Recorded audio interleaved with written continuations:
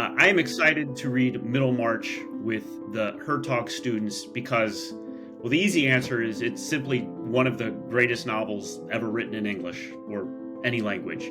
This is not just a great Victorian novel. This is one of the all-time classics. Virginia Woolf famously said it's one of the few novels written for grown-up people. And I think what she meant by that is that it is a serious novel, it's a reflective novel that recognizes and grapples with disappointed ambitions and the recognition that there's moral complexity and ambiguity to even happy lives. So I'm really looking forward to discussing elements and some of those moral complexities with the students.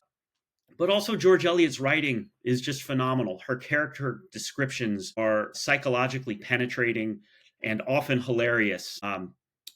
One of the things that makes Middlemarch such a memorable novel is that it's not just about one remarkable character, Dorothea Brooke.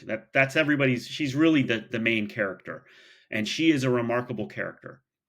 But the novel is Middlemarch. That's the name of the provincial town. The subtitle is A Study of Provincial Life. This is about a town, a particular town, really at a particular time. It's set around the passage of the 1832 Reform Bill. So it's a time of social and political change, particularly for a town like Middlemarch that would see a change in its parliamentary representation. So you don't just get Dorothea, you also get some of the other people in the town, other ambitious people, some of them not as morally upright as Dorothy. So you have, for example, Lydgate, who's an ambitious surgeon. You have a young man seeking to marry a young woman, but he has to sort himself out financially and professionally before he's able to do that. And then you've got Bulstrode, who's a kind of a powerful and wealthy person who's helping other people, Lydgate in particular, with their finances. But his moral corruption has serious consequences for other people in the town. So all these lives they're very distinctive, very distinct personalities, but the lives overlap and intersect with each other over the course of the novel in really interesting and sometimes, I think it's fair to say, tragic ways. But really, it does all come back to Dorothea because she is the most interesting and compelling character, and her fate raises serious questions of whether her ending is really a happy ending.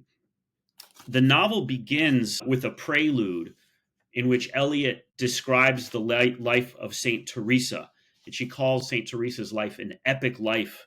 And it's epic because it has such broad ramifications, really global ramifications. But then by the end of the prelude, she meditates on the fact that there are going to be a lot of idealistic, smart, ambitious young women who did not have St. Teresa's opportunities. How do we judge the success of their lives?